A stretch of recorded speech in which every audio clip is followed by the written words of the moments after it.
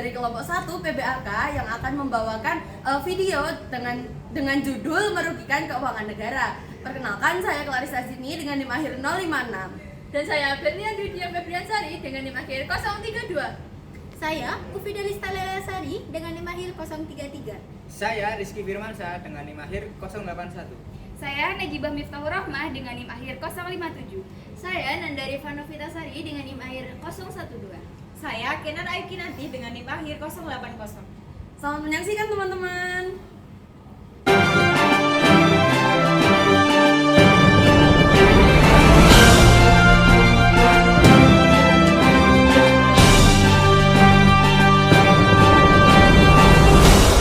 Pengadilan Tindak Pidana Korupsi Jakarta Pusat telah menggelar sidang perdana khusus dugaan korupsi terkait pengelolaan keuangan dan dana investasi pada PT Asabri pada Senin 16 Agustus 2021.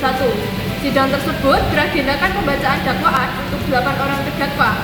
2 di antara 8 terdakwa tersebut merupakan Purnawirawan Jenderal TNI yang pernah menjabat sebagai Direktur Utama PT Asabri. Baik, melanjutkan dari rekan saya tadi, ke-8 terdakwa tersebut yang pertama adalah Majen Purna Adam Rahmanandiri, yang kedua Lejen Purna Sadi Wijaya, Bahtiar Effendi, Hari Setianto, Lukman Purnomo Sidi, Jimmy Sutopo, Beni Cokro Saputro, dan Yeni Hidayat. Sementara itu, Kejaksaan Agung menyebutkan total nilai dari kerugian negara dalam perkara dugaan tindak pidana korupsi atau tipikor PT Asabri mencapai 22,78 triliun rupiah. Jumlah potensi kerugian negara tersebut lebih rendah dari perhitungan awal BPK, yakni sebesar 23,7 triliun rupiah. Jaksa Agung ST Burhanuddin menyatakan pihaknya sudah menerima laporan perhitungan kerugian negara dari Badan Pemeriksa Keuangan pada tanggal 27 Mei 2021. Sementara Ketua BPK Agus Firman Sapurna mengatakan berdasarkan hasil pemeriksaan ada kecurangan pengelolaan dana investasi Asabri pada periode 2012 hingga 2019. Di mana ada kesepakatan pengaturan penempatan dan investasi Asabri yang melanggar hukum terkait dengan pemilihan saham dan reksadana.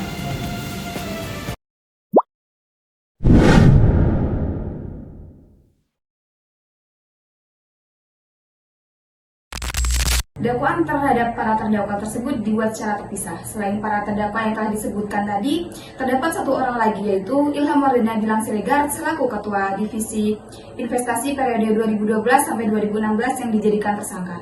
Namun, yang bersangkutan telah meninggal dunia terlebih dahulu sebelum disidangkan. Dalam pembacaan dakwaan tersebut, jaksa pada Kejaksaan Agung mengatakan bahwa para terdakwa telah melakukan atau turut serta melakukan perbuatan secara melawan hukum, memperkaya diri sendiri atau orang lain, atau suatu korporasi. Jaksa mengungkapkan aliran dana yang telah diterima para terdakwa dari kasus dugaan korupsi PT Asabri Persero ini telah merugikan negara sebesar 22,7 triliun. Dalam persidangan kasus ini dipimpin oleh Ketua Majelis Hakim IG Purwanto dengan didampingi 2 orang hakim karir Tipikor selaku anggota yaitu Zaifuddin Zuri dan Rosmina, serta 2 orang hakim Ade Tipikor selaku anggota yaitu Ali Muhtarom dan Mulyono Dwi Purwanto.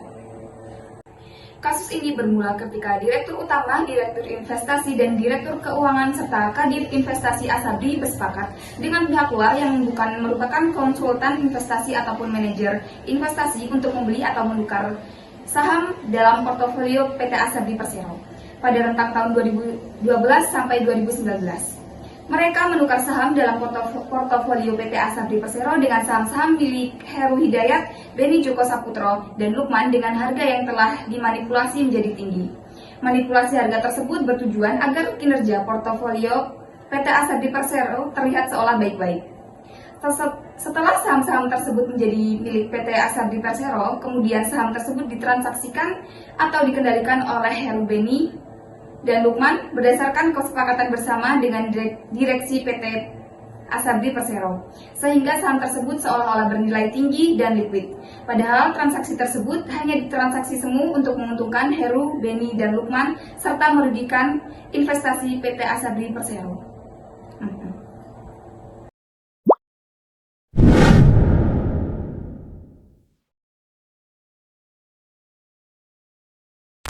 Kasus korupsi pengelolaan dana pensiunan di PT Asabri memberikan dampak yang sangat luas, antara lain yang pertama yaitu kerugian finansial. di mana kerugian finansial ini dapat merugikan negara dan juga para penerima pensiunan yang berdampak pada kesejahteraan para penerima pensiunan tersebut. Yang kedua yaitu kehilangan kepercayaan, di mana lembaga-lembaga pengelolaan dan juga pemerintah tentunya akan mengalami penurunan kepercayaan terhadap masyarakat yang sehingga berdampak pada keberlanjutan program-program yang akan dilaksanakan. Yang ketiga ada dampak sosial. Banyak dari anggota keluarga yang terkena langsung dampak dari kasus ini, sehingga berpotensi menyebabkan tingkatnya angka kemiskinan dan juga ketidakstabilan sosial. Kemudian yang keempat ada reformasi kebijakan. Kasus ini mendorong perlunya reformasi dalam pengelolaan dana pensiun dan pengawasan yang lebih ketat, sehingga tidak ada terjadi kejadian seperti ini di masa yang akan datang. Yang selanjutnya yaitu ada peningkatan penegakan hukum yang menyebabkan penegakan hukum yang lebih ketat terhadap korupsi serta penguatan sistem hukum dan akuntabilitas dalam pengelolaan dana publik. Dan yang terakhir yaitu ada stigma terhadap lembaga. Yang ini tuh menciptakan stigma negatif terhadap PT Asabri dan juga lembaga pemerintahan lainnya serta mengurangi citra positif yang seharusnya dimiliki oleh PT-PT tersebut.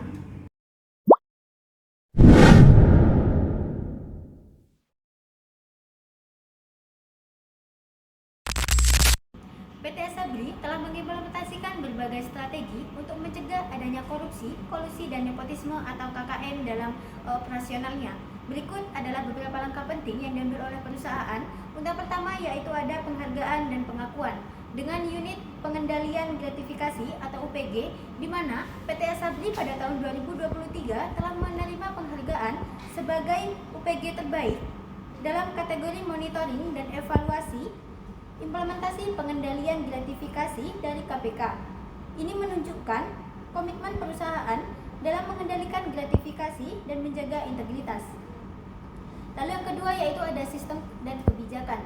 Dengan menggunakan whistleblowing system, PT Asabri telah menerapkan sistem pelaporan rahasia untuk mendorong karyawan melaporkan praktik korupsi tanpa takut akan pembalasan. Sistem ini bertujuan untuk menciptakan lingkungan kerja yang transparan dan akuntabel. Yang ketiga, pedoman gratifikasi. Perusahaan juga memiliki pedoman yang jelas mengenai pengelolaan gratifikasi yang dirancang untuk mencegah terjadinya KKN. Pedoman ini memberikan arahan tentang bagaimana menangani situasi yang berpotensi menimbulkan konflik kepentingan. Yang keempat, kolaborasi dengan KPK. Asabri berkomitmen untuk meningkatkan kolaborasi dengan KPK dalam upaya pencegahan KKN. Manajemen perusahaan menyatakan bahwa penghargaan yang diterima merupakan hasil dari kerjasama semua pihak di dalam organisasi. Dan mereka bertekad untuk terus meningkatkan kualitas layanan serta pengendalian gratifikasi. Nah, inovasi dan peningkatan melalui identifikasi resiko. Asabri melakukan identifikasi resiko terkait gratifikasi dan menerapkan mitigasi resiko yang sesuai. Nah, ini termasuk inovasi dalam pengendalian gratifikasi untuk memastikan bahwa semua praktik bisnis dilakukan secara etis. Nah, melalui langkah-langkah ini, PT Asabri berusaha untuk menciptakan iklim yang bebas dari korupsi dan meningkatkan kepercayaan publik terhadap operasionalnya.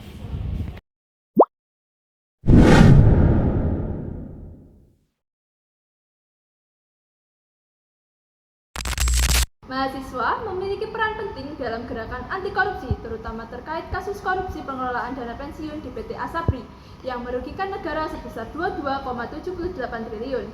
Mahasiswa dapat berkontribusi melalui pendidikan dan kesadaran, mengedukasi masyarakat tentang nilai anti korupsi dalam kehidupan sehari-hari, termasuk di lingkungan kampus dan sektor kesehatan.